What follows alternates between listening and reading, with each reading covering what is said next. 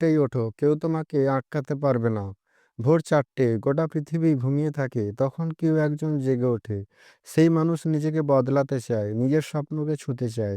আপনি যদি সত্যিই জীবনে কিছু পেতে চান, তাহলে আপনাকে সেই মানুষ হতে হবে।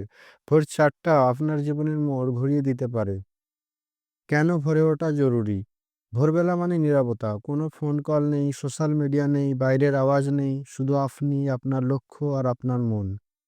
এই সময় আপনার মন সবচেয়ে বেশি ফ্রেশ।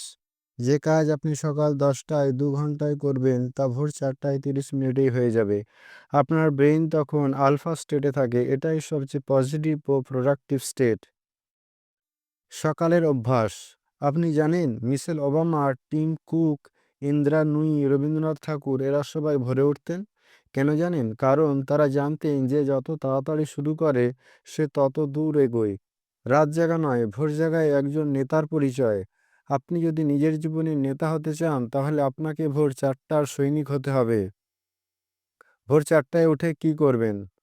10 মিনিট ধ্যান করবেন, 20 মিনিট এক্সারসাইজ করবেন, 20 মিনিট পড়াশোনা বা স্কিল ডেভেলপমেন্ট, 10 মিনিট লক্ষ্য সেট করা, 10 মিনিট নিজের জীবনের জন্য লিখুন জার্নাল।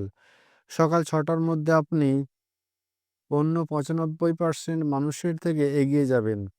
বাধা আসবেই। আপনার বন্ধুরা বলবে, তুই পাগল নাকি? পরিবার বলবে, এত ভোরে ওঠার দরকার কি? মাথায় ঘুম চাপবে। শরীর বলবে, আরেকটু শুয়ে থাকি। কিন্তু আপনি যদি একবার নিজেকে জয় করেন, তাহলে কেউ আপনাকে হারাতে পারবে না।